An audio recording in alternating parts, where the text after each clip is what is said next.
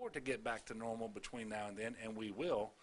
But we're going to have facilities like this. We're going to have even more robust testing than we've had in the past. And the testing has to be followed up very quickly with contact tracing for those people who test positive. We're working on that right now in cooperation with the federal government, with our local partners.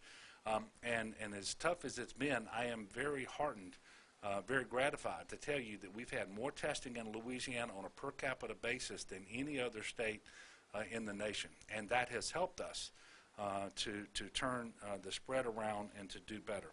So I want to thank all of you again for coming out this morning. It is my pleasant chore right now to introduce the mayor, president of East Baton Rouge, Mayor Sharon Western Broom. So thank you for being here. Thank you for your leadership, and I look forward to continue working with you, Mayor. God bless.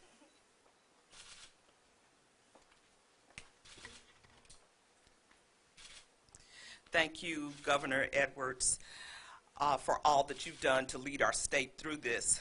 I am so pleased to see the work here at Baton Rouge General Mid-City and to see all of the healthcare professionals who are here, and how the military, the Navy, is here providing us with much needed assistance.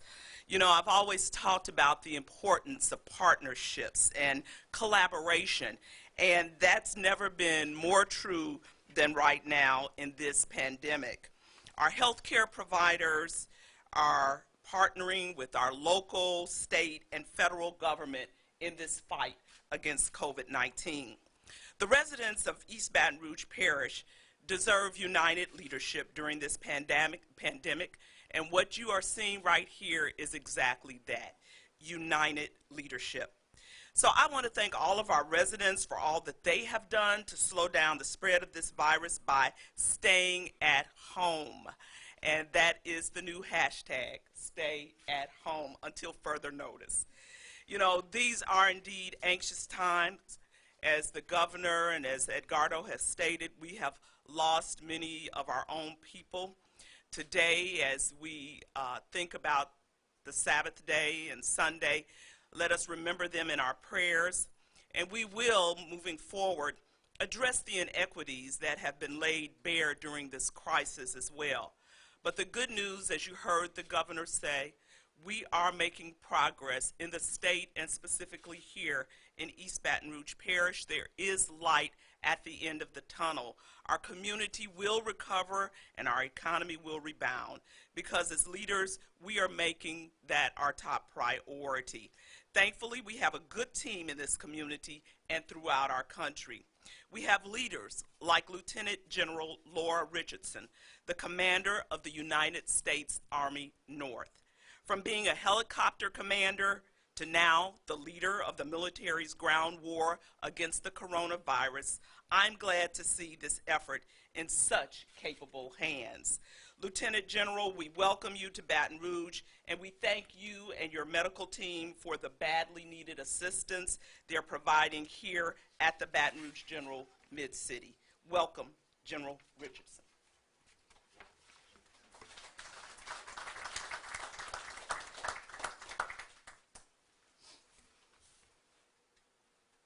Well, thank you, Mayor Broom and Governor Edwards. It's my privilege to be here, absolutely, in the great state of Louisiana, and the support that we're providing to the Baton Rouge General Hospital here. And just amazing support, being able to come into the facility. The staff here is just like a family. And our Navy personnel couldn't be in better hands, quite honestly. It's just a pleasure to be able to provide the federal support from the Title X active duty side of the House and be in support of the Adjutant General and the Governor and the Mayor in this effort to fight this pandemic war. We have a total of about 8,000 of our active duty and U.S. Army reservists that are out on the front lines as well, augmenting right now about 8 different states across the nation. This is just absolutely unprecedented, the type of support that we're providing, because normally it's in support of hurricanes or floods or earthquakes, and it impacts maybe at the most 6 different states, not the entire country, is what we're seeing with the coronavirus. So absolutely want to provide that support and the much-needed capabilities with our medical professionals.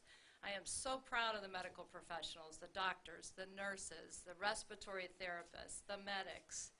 It is just tremendous to see them. And I get to go and visit them and see them on the front lines and see the support that they're providing patients and the much-needed support. I think it's a good news story about a lot of the folks that are recovering from coronavirus. And that's the untold story. So absolutely the support is very much needed. But thank you so much for your time today. Thank you for the just absolutely warm welcome in Louisiana, and have a great day. Thank you.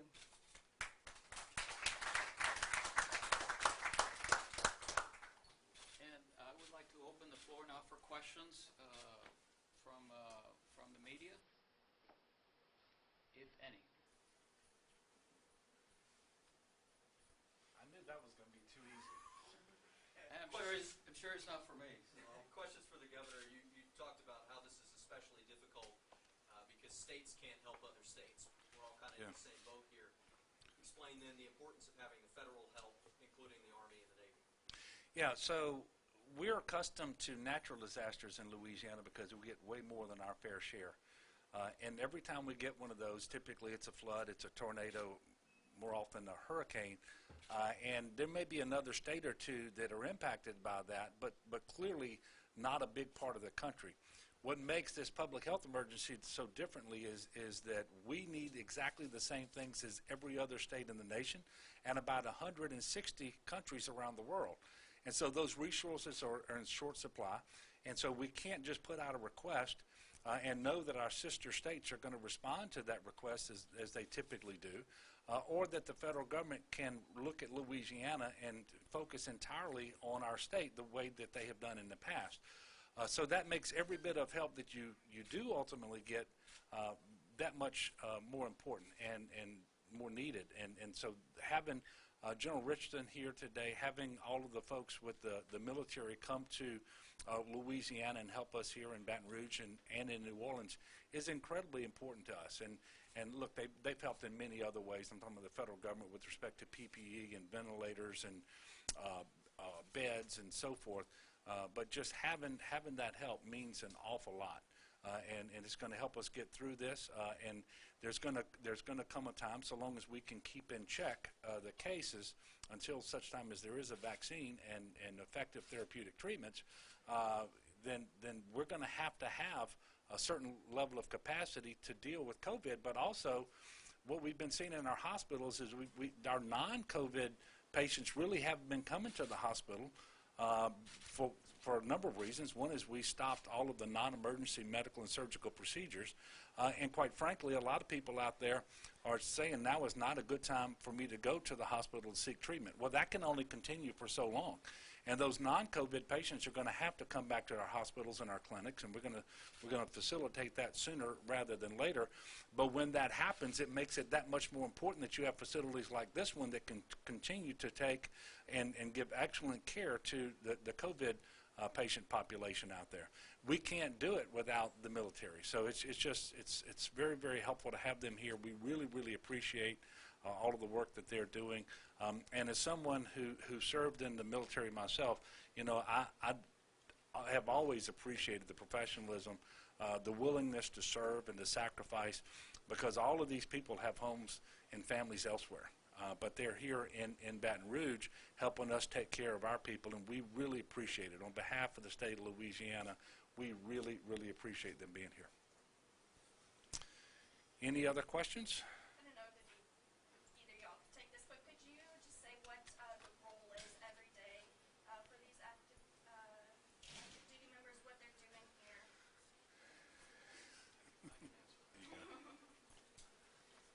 So what we have today is a complement of nurses and medics. You got to think of medics as an EMT/LPN type model, and they're in essence operating one of our 30-bed units. In the next few days, we will expand that to an additional 30-bed unit and to the intensive care unit. And the beauty of the model is that, in essence, they take over a whole unit, with some help from our personnel and some initial training with the electronic health record and so forth. And the guidance of our physicians that are already here in Baton Rouge, that is what allows that to happen. And the beauty of the system, too, is that we have a ready flow of patients from the other hospitals, Our Lady of Lake, Oshner, a little bit from Women's Hospital, and also from the Bluebonnet Hospital at the General. So those referral relationships and the flow of patients is already there, and that's why they're so busy here at Mid-City. Other questions? One for the general. Yes. You mentioned, you called it a pandemic war. Can you compare what this is general? like? Yes. Can you compare what this war is like to wars in the traditional sense and how the response is comparable? Well, I think it's very comparable. But we don't normally think of our doctors and nurses and respiratory therapists and medics having to be on the front lines, right? And so that's what's happening with this particular one. And the gear that we wear, much like if we were in a chemical or biological environment, we have a suit, we have we have a mask, and we have booties, and we have all kinds of what we call kit, right, to protect yourself. So that's the PPE in this particular case. And so it's actually very, very similar to everything that we train for.